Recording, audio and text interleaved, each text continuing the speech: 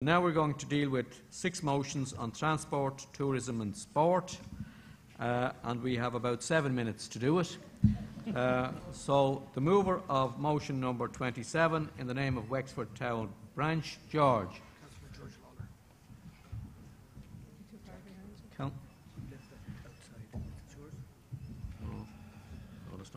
Thank you, Chair. Councillor George Lawler, Wexford Town Branch.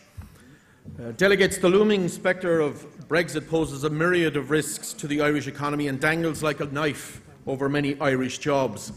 The port of Rosslare is the closest operating port on this island to the continent of Europe, with shipping currently operating out of the port, in and out of the port, to Europe on a daily basis. Given this fact, it is impossible to understand this government's inaction, lack of foresight, lack of investment and indeed lack of urgency with regard to the development of Rosslare Europort. Despite the obvious threats that Brexit brings to Irish jobs and the Irish economy, it is clear that this government are as inept as their British counterparts in terms of preparation for a no-deal Brexit or indeed any deal Brexit. Incredibly, despite its beneficial location and long history in the area of maritime transport, there is not a single mention of Rosslare Europort in either the infamous National Planning Framework or indeed the 10-year capital plan. The access road into the port is also completely ignored in terms of further design, let alone the required investment. The development of this port as a gateway to Europe would be hugely beneficial to the entire South East region, a region already struggling and playing catch-up with the rest of the country. It is essential that this piece of strategic infrastructure is fully developed and exploited whilst the madness of Brexit plays out and must not become another Fine Gael failure for the South East region. A few short years ago, an Indicon report produced a number of conclusions and options outlining the best way forward for the port of Rosslare. Like much of this government's ambition, it still lies gathering dust in the department that sanctioned it. Conference calls on this government to immediately begin the readying of Rosslare Europort with a large degree of state involvement for what could prove to be one of the only areas on this island that may yet benefit from the disaster that is Brexit. The establishment of distribution hubs and logistics centres present a no-brainer in this part of the country. The port is also well served by a rail line, and despite the best efforts of Irish Rail, who refuse to invest the profits back into the port, this continues to provide an essential service. Investment in rail into the port providing facilities such as Lolo Freight would be guaranteed to create much-needed jobs in Rosslare Harbour, a place still struggling to build after the economic collapse. It is clear that this port will become essential not just for the region but for the entire country when the barriers of Brexit are in place. Now is the time to get it done. Please support this motion. Thank you, George. Formally seconded by the party leader. Motion number 29 in the name of Blackrock Mahon Branch in Cork South Central. Have we a mover? My apologies. Motion 28. Sorry. In the name of the Oxmanstown Branch, Dublin Central. Sorry.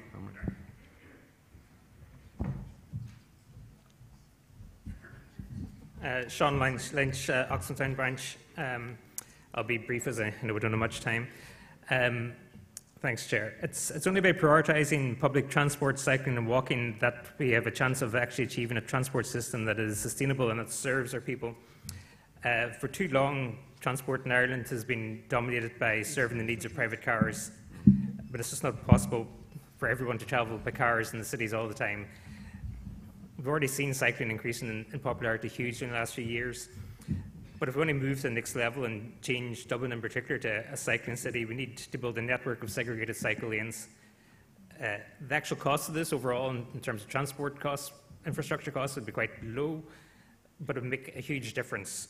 It would make a huge difference to both health and economic benefits and environmental benefits. I had a very pleasant cycle here this evening, given even the little bit of light rain we had, and would happily cycle anywhere in the city, but there's no way I would have taken my kids here on their bikes this evening. We should be able to build a network where people, young children, can happily cycle around the city. It's not going to be hugely difficult to actually achieve, but we need the political will to actually do it. So I'd encourage you to please support the motion. Thank you, Delegate. Is there a second for motion 28? Formally seconded. And motion 29 now in the name of Blackrock Mahon Branch, Cork South Central. Peter Horgan, Blackrock Mahon Branch, Cork South Central. Conference, this is a motion that, if followed through by government, would see a sharp rise in the numbers availing of cycling lanes and cycle paths throughout our cities and counties in their commute to school and college specifically. At this point in time, we can't estimate how many people would take up such a bike to school incentive. And why can't we? Because the bike to work scheme upon which this incentive will be based upon is not properly tracked by the authorities. Operating since 2009, parties in government at various points have been unable to point to tracking statistics, and that includes ourselves in government. But where does the real issue emerge here? Is that the mandarins in the Departments of Finance and Transport do not view alternative transport modes such as cycling as a viable alternative to the daily use of private vehicles. Our cities are choked with traffic, and our estates and communities are riddled with rat running as motorists seek to take the quickest route as fast as possible, putting those most vulnerable to an accident, children, those who may not be the steadiest on their feet, those in wheelchairs, those with buggies, as the most vulnerable.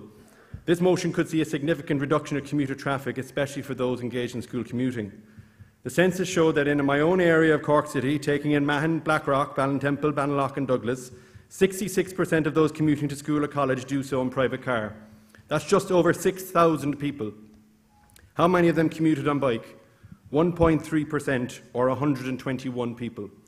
There's something radically wrong when you have the suburban communities of this state's second city stuck in traffic jams on a daily basis. Meanwhile, only 11% of them took public transport, just over 1,000. The vast majority of these journeys were less than 30 minutes. There are those who will say that they don't want their children, no matter what their age, cycling on the roads because it's too dangerous. Cycling is not a dangerous activity. It is the activity of reckless drivers that make it dangerous. Our roads are becoming more and more dangerous for vulnerable road users, no matter what their age. But that is not a reason to abandon all hope. There is an onus on all of us to make our roads safer. If we're serious about utilising alternative transport in Cork and wider afield, we must create a sea change in attitudes to road users like cyclists. This motion is not a panacea to cycling attitudes. We need more work from Minister Shane Ross, not vague promises and excuses of constitutional mandates. The provision of cycleways is positive. We just need to upgrade them. The public bike scheme was spearheaded by Andrew Montague in this capital. It was rolled out by Alan Kelly in Cork. It is a massive success and had over 280,000 journeys in 2017. Yet this government and the Chief Executive of Cork City Council will not roll it up. I ask the conference to support the motion. Thank you, Peter. Now, we have 2 minutes to deal with 3 motions and the response. If it were agreeable, I think it would be to allow an extension of 10 minutes maximum, if somebody would move it, and if we have a consensus on it.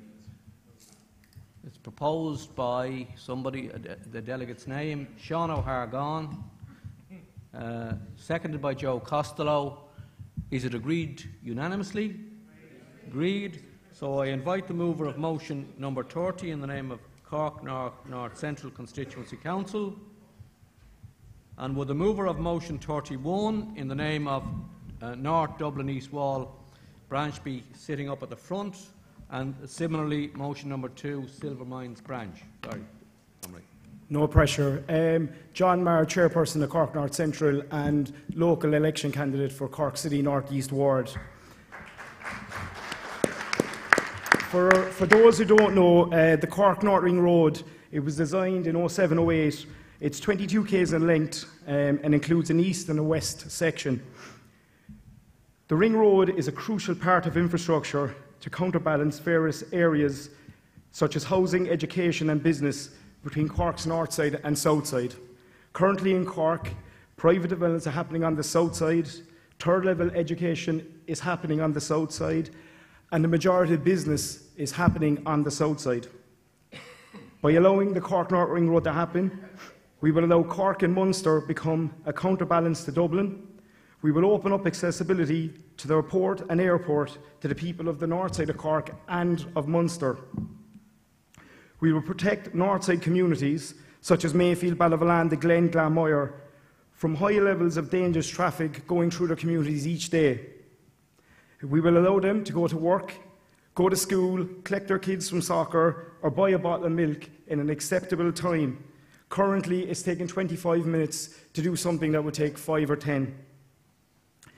It is planned and costed at approximately 400 million. It's designed and it's sitting on a shelf. There is no ambition or vision from the current Fine Gael government, and one of our Fine Gael city councillors has said, sure, that's way off.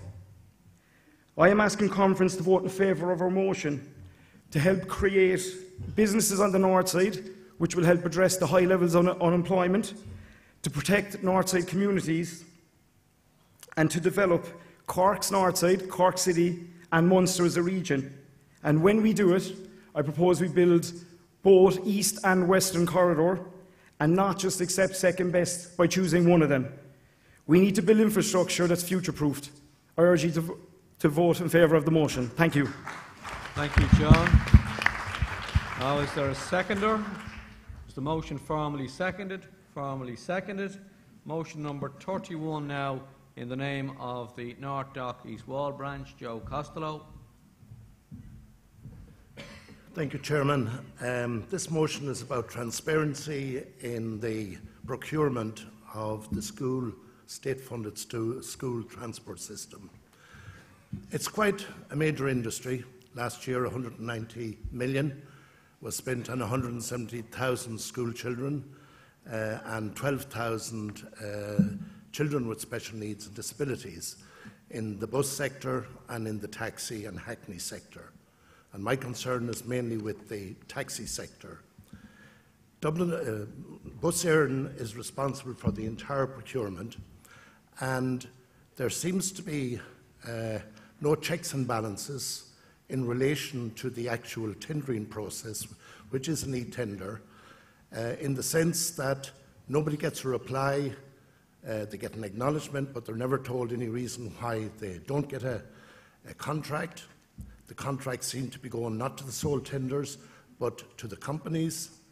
And if you compare that with the system that operates in Dublin Airport by the Dublin Airport Authority, where there's double checks on everything, and where, for example, Disability Ireland, the person who is allowed to carry visitors from the airport into the city centre, has to be approved by Disability Ireland. Nevertheless, with all the special needs and disability, children that are in the taxis travelling to schools all over the country, there is no such requirement in the present tendering system. So my concern is, and I'm not asking Kevin to do a fully independent investigation, but that this matter should be referred to the Public Accounts Committee to see whether or not the present system is fit for practice. It certainly isn't transparent, and I think we would be getting a lot better value for money if we had another look again at who actually is procuring the system and the manner in which they are procuring the system. And once again, we need to do that in the interests of the children and in the interests of the taxi industry, and particularly the sole traders. Thank you. Thank you, Joe. Is there a second for motion number 31? Emer, formally seconded. And now motion number 32 in the name of Silvermines Branch in Tipperary. Is there a mover?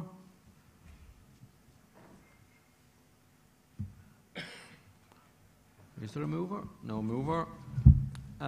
So I do hope nobody wants to speak on the motions, exciting though they are.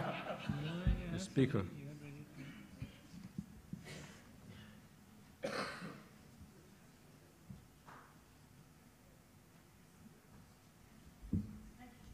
Thank you, Bridget.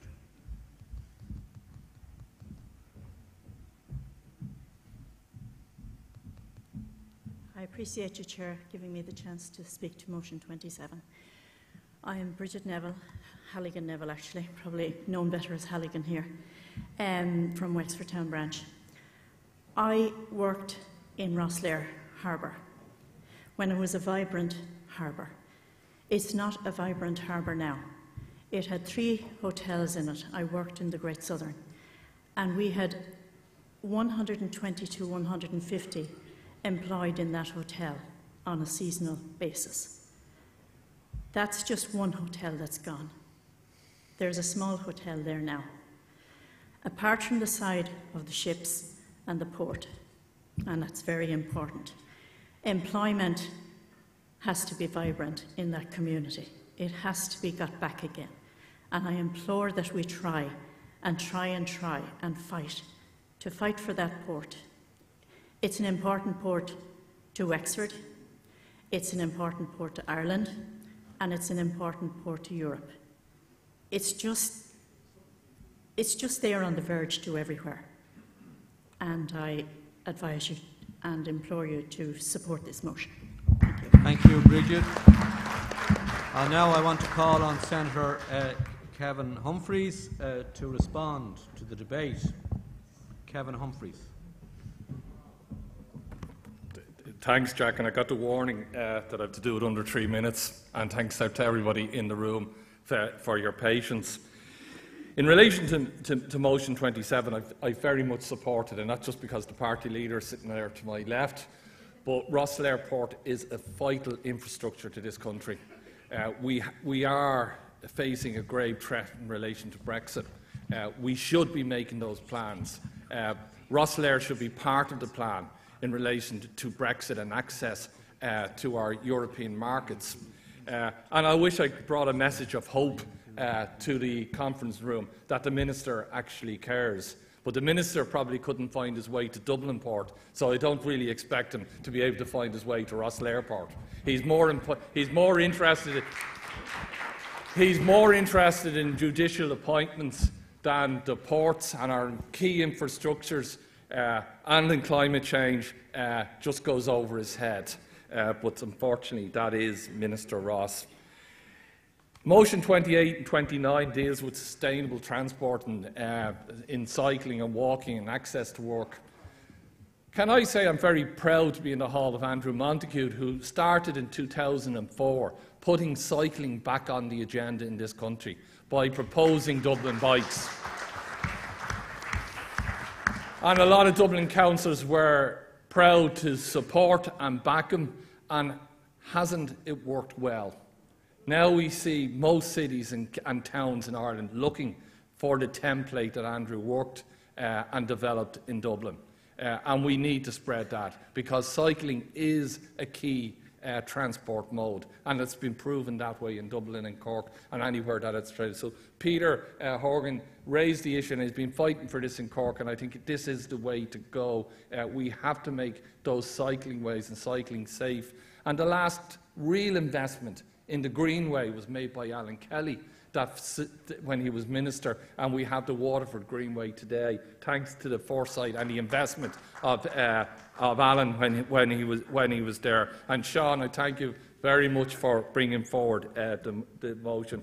I think we have a fantastic candidate in John Marr in relation to Cork, and I think he argues his point extremely well here tonight in relation to the North Ring Road and access in and around the city. So, John, I fully support your motion here this evening, and I hope to be able to raise it more and more in Leinster House, because there is more to this country than Dublin, and we need to see investment in Cork, in Galway, in Limerick and in our rural towns. So, John, thank you very much in relation to that.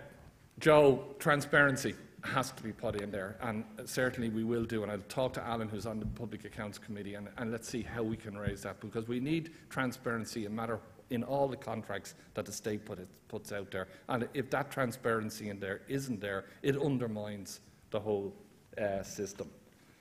Can I say, delegates, we're at a key moment, not just in Ireland, but in relation to the world, in relation to climate change. And I wish I had a message here that we had a minister with a plan, because the one thing I can certainly tell you is in Minister Ross, we have no plan. We need to drive down emissions, and we need a plan to do that. In the last 2 years, our emissions have increased. We've gone from 1 million tonnes to 3 million tonnes.